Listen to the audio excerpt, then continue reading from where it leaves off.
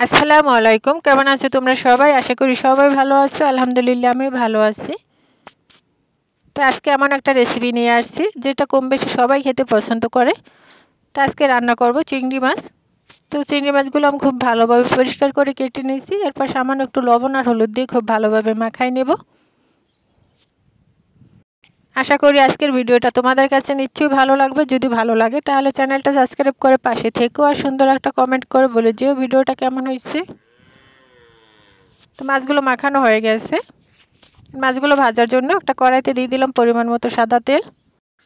এখন মাছগুলো দিয়ে খুব ভালোভাবে একটু লাল লাল করে ভেজে নেব। চিংড়ি মাছ কিন্তু বেশি ভাজার দরকার নেই, অল্পতেই কিন্তু লাল লাল হয়ে যায়। আর অতিরিক্ত ভাজলে মাছগুলো শক্ত হয়ে যায়, রান্না করার সময় মশলাটা ভিতরে ঢুকে না, আর খেতেও ততটা ভালো লাগে না। তো আমি চুলার জালটা মিডিয়ামে রেখে খুব ভালোভাবে উল্টে পাল্টে ভেজে নিচ্ছি। এ পর্যায়ে মাছগুলো তেল থেকে তুলে নেব।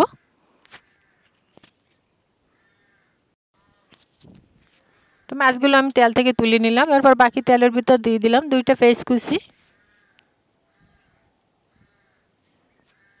এরপর দিয়ে দিলাম 1 চামচের মতো লবণ। এরপর দিয়ে দিলাম সামান্য একটু রসুন আর একটু আদা বাটা। চিংড়ি মাছে কিন্তু অতিরিক্ত মশলা দেওয়া যাবে না, তাহলে খেতে ভালো লাগবে না। এরপর দিয়ে দিলাম হলুদ মরিচের গুঁড়ো আর দিয়ে দিলাম 1 চামচ ভাজা জিরার গুঁড়ো দিয়ে আবার খুব ভালোভাবে মশলাটা কষাই নেব। তো মশলাটা থেকে যখন তেল ছেড়ে দিয়েছে তখন দিয়ে দিলাম একটা টমেটো কুচি। এরপর সামান্য একটু পানি দিয়ে খুব ভালোভাবে মশলাটা কষাই নেব। তো মশলাটা কিন্তু কষানো হয়ে গেছে। এখন ভেজে রাখা চিংড়ি মাছগুলো দিয়ে দিলাম।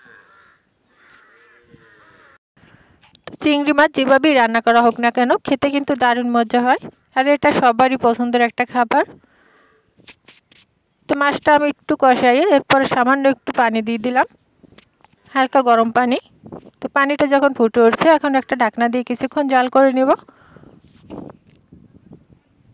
তো প্রায় 2 থেকে 3 মিনিটের মতো জাল করে আমি ঝোলটা টানাই নিছি। দেখো কালারটা কত সুন্দর আসছে। এরপর উপর দিয়ে দিলাম কয়েকটা কাঁচামরিচ দিয়ে আবারও কিছুক্ষণ জাল করে নেব। তো অবশেষে আমার চিংড়ি মাছ রান্না কিন্তু হয়ে গেছে। তো আজকের চিংড়ি মাছ রান্নাটা খেতে কিন্তু দারুণ মজা ছিল। তো তোমরা একবার ট্রাই করে দেখো।